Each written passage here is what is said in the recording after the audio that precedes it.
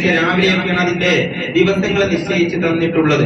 ഈ നഖം വെട്ടാതിരിക്കുമ്പോൾ വരുന്ന മറ്റൊരു പ്രശ്നം, വുളൂഹ് ചെയ്യുമ്പോൾ ശരീരത്തിന്റെ ഓരോ അവയവങ്ങളിലേക്കും വെള്ളം എത്തേണ്ട സ്ഥലത്തേക്ക് ചളി നിറഞ്ഞു കഴിഞ്ഞാൽ വെള്ളം എത്താത്തൊരു പ്രശ്നം കൂടി വരികയും വുളൂഹ് സഹിയാവാത്ത അവസ്ഥ പോലും വരാൻ ഒരു ആഴ്ചയിൽ കൃത്യമായിട്ട് നഖമുറിക്കുന്ന ചര്യ നമ്മിലില്ലെങ്കിൽ വരാൻ ഇടയുള്ള ഒരു കാര്യമാണ്.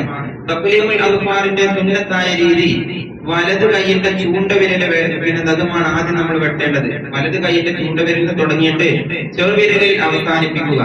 അതിനുശേഷം ആ കൈയിലെ തന്നെ തള്ളവിരലിന്റെ നഖവും വെട്ടുക.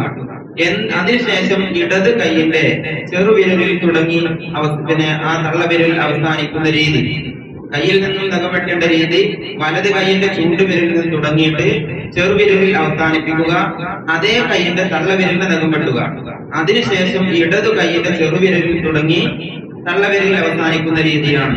കാലിന്റെ നഖം വെട്ടുന്നത് വലതു കാലിന്റെ ചെറുവിരലിൽ തുടങ്ങിയിട്ട് അതങ്ങനെ ക്രമമായിട്ട് അങ്ങനെ പോവുകയാണ്. അത് അവസാനിക്കുന്നത് ഇടതു കാലിന്റെ ചെറുവിരൽ വരെ കൃത്യമായിട്ട് അങ്ങനെ പോവുകയാണ്. ഇതേപോലെ കയ്യിനെ പോലെ ഇടയിലിടയിൽ ആ ഒരു രീതി കാലിന്റെ നഖം വെട്ടുന്നിടത്ത് വരുന്നില്ല. അഞ്ചാമത്തെ